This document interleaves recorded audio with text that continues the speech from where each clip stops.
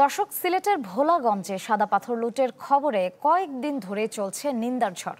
এ বিষয়ে আরো জানাতে ভোলাগঞ্জ থেকে সরাসরি যুক্ত হচ্ছেন নীল মাহবুব। যাচ্ছি তার কাছে। নীল, সারা দেশ জুড়ে সাদা পাথর লুটের ব্যাপারে সমালোচনার ঝড় উঠেছে। আপনি সেখানে গিয়ে স্থানীয়দের প্রতিক্রিয়া কেমন দেখছেন, এবং সেই সাথে আরেকটি জানতে চাইবো যে প্রশাসন কোনোভাবে কোনো পদক্ষেপ নিয়েছে কিনা বা তাদের তৎপরতা কতখানি দেখছেন। নীল। জীবন বীমা কর্পোরেশন নতুন নতুন পলিসি চালু করে আসছে। জীবন বীমা কর্পোরেশন। শ্রেয়া, আসলে প্রথমেই যেটি বলে রাখি সেটি হচ্ছে যে ভোলাগঞ্জের সাদা পাথর। তবে এই মুহূর্তে আমি যে জায়গাটিতে দাঁড়িয়ে আছি ভোলাগঞ্জের, সেখানে কিন্তু আমার চারপাশে সাদা পাথরের সংখ্যা অনেকাংশেই কম, বরঞ্চ বলতে পারি যে কালো পাথরের সংখ্যাটা আসলে বেশি। কারণ সাদা পাথরের কথা যেটা বলছি সেটা কিন্তু আসলে বিগত স্থানীয়রা যারা বলছেন যে বিগত 2 সপ্তাহে এত পরিমাণ লুট হয়েছে যে এখানে সাদা পাথর কিন্তু নেই।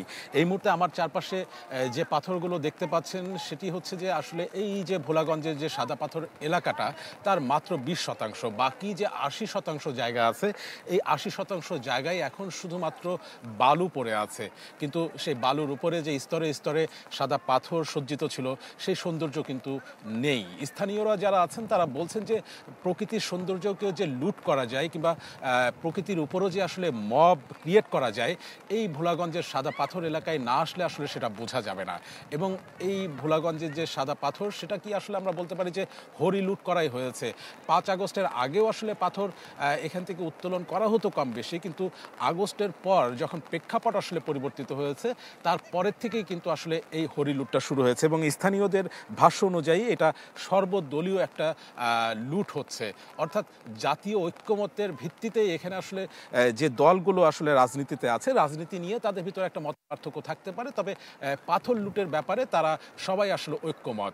আবার অনেকেই বলছেন যে স্থানীয়রাও আসলে এটার সাথে অনেকাংশেই জড়িত আছেন, কারণ সারা দিন যারা এখানে পর্যটনের ব্যবসা করছেন সারা দিন শেষে কিন্তু তারাও আসলে এই লুটের সাথে জড়িত হয়ে যাচ্ছেন।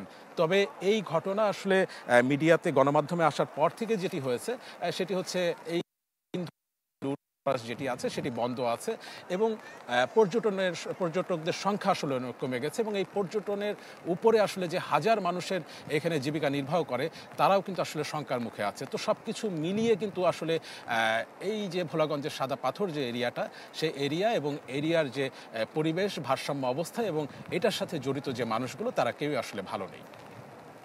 ধন্যবাদ নীল।